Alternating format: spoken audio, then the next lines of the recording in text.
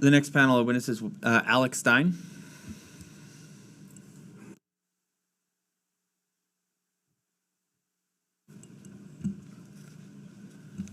You may begin when ready.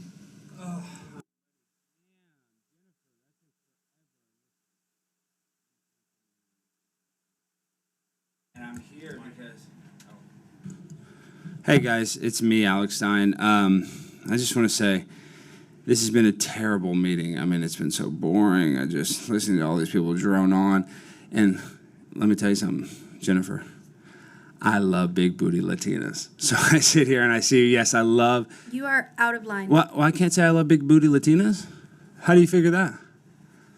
That Wait, is how is that first a... response? So my First Amendment right, I'm allowed to say I like big booty Latinas. How is that a crime? Is that because you're a big booty Latina? That is the second time. Wait, how is do that? You have a comment no, I do have a comment about technology, but you're yelling at me because I'm talking about big booty Latinas. Like, listen, AOC is my favorite big booty Latina. You're my second favorite big booty Latina. So don't get all, butthurt about that. I still think you're a beautiful lady, little thick, but I like them thick. I mean, I don't want some skinny mini girl. I want somebody that has some cushion for the pushing. You know what I mean, Jennifer? So this is the problem: is the tech here in New York City? It's absolutely ridiculous. Now my wife has got her OnlyFans on mycity.com. She's on My City showing her vagina for like $5.99 a month. And I know that you could probably make some money. Yeah, that's what My City, Jennifer. What? What's wrong? Keep it clean. Keep it clean. Well, do you know the First Amendment? I'm allowed. Hey, no. Twice already. Do you not understand the First Amendment? I'm allowed to say whatever I want. No, you don't understand the First Amendment. Okay, then I'm allowed to say big booty Latina. Have him run his Big time. booty Latina is not a crime to say that, officer. But this guy is such a dummy. He doesn't understand. It's not a crime. I can go to a meeting. I can call him a dummy. I can call you a big booty Latina. I can call you an idiot. I can call you a mask wearer, probably 5 times vaccinated. And I know you're probably going to get myocarditis. I can say all that. I'm a pimp on a blimp. Y'all don't understand this. I've sued y'all, and I've won. So I can call you a big booty Latina. I can say whatever I want. Thank you. Primetime 99. Yeah, y'all going to learn the law. I'm a pimp on a blimp. Y'all think y'all can play with me? Look me up, Jennifer. Look me up. Pimp on a blimp. I wouldn't waste the data on No, looking you you wouldn't up. waste it.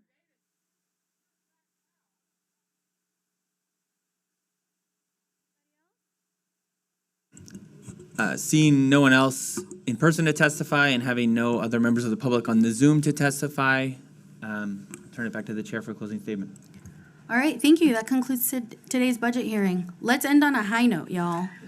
If you see him, keep it moving, y'all. I love big booty Latinas. So I sit here and I see, yes, I love... You are out of line.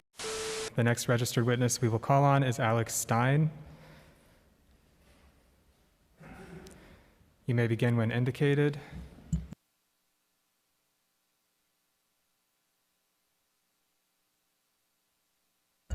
You got to put on your microphone. Can you hear me? Yep. Okay, yeah, sorry about that, guys. I've been sitting here all day. I'll just go over 15 seconds because it started a little late.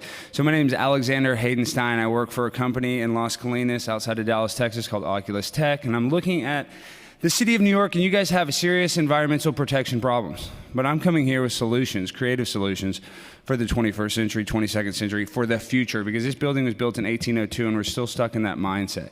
We need to focus on what is called the metaverse. My company, we create technology where you're going to be able to live in a pod that is indistinguishable from your current reality. And as a matter of fact, when you plug into this metaverse, instead of living your traditional 72-year average lifespan, in the metaverse, you'll be able to live for 1,000 years. We're going to be able to reduce our greenhouse emissions greatly because we're going to be able to put people inside of pods. And in these pods, you think, oh, well, everybody's going to be asleep. That is true. Because of the COVID technology and the medical technology that we've gotten, we have intubation technology that people will actually be able to be, asleep for years and years for the rest of their life. And you think, oh, well, is this going to stop jobs? As a matter of fact, you're going to have a lot of jobs because you're going to have to deal with their fecal matter, you're going to have to deal with their urine, you're going to have to deal with, hooking up the machines, intubation. So this is going to help the health field. And you guys, when you talk about the future and you talk about the metaverse, right now, this military-grade tech that we're using is basically indistinguishable what we have now. So if we can release this on the population, you can go into a metaverse, you can live an incredibly great life. The sex that you have in the metaverse is indistinguishable from sex, outside. The food you eat is indistinguishable from the food you eat out here. And that's the future that we need to live. So New York, we need to really focus on having creative solutions, because we can sit here and talk about carbon, trading carbon all day long. That's not going to do anything. We need to plug into these machines, because the city that never sleeps needs to go to sleep forever. That's what I think is the best solution for this, Jim. Any questions? Thank you for your testimony. You don't have any answer in the Bible what to do when humans are no longer useful to the economy. You need completely new ideologies, completely new religions, and they are likely to emerge from Silicon Valley or from Bangalore and not from the Middle East. And they are likely to give people visions based on technology.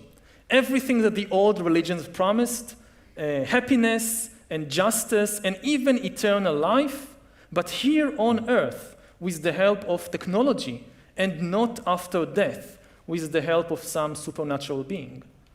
We can finish. Yeah, I think the future belongs to techno-religions. I mean, the big religions, the important religions of the 21st century are more likely to emerge from Silicon Valley than they are from the Middle East or from Afghanistan or Syria or any of these places. Now we are in the midst of a second industrial revolution. This time the main engines of change are not steam and electricity, they are biotechnology and computer science, intelligent design. This time the main products will not be textiles and vehicles and things like that. They will be bodies and brains and minds. The main products of the 21st century are likely to be bodies and brains and minds. And the Islamic State has nothing relevant to say about the new opportunities and danger of this. For example, what will happen when artificial intelligence will replace most humans in the job market? Science is not really, at least this is my view as a historian, science is not really about truth, it's about power. The real aim of science as a project, as an establishment, is not truth, it's power. Particular individuals, particular scientists may be very interested in the truth, personally.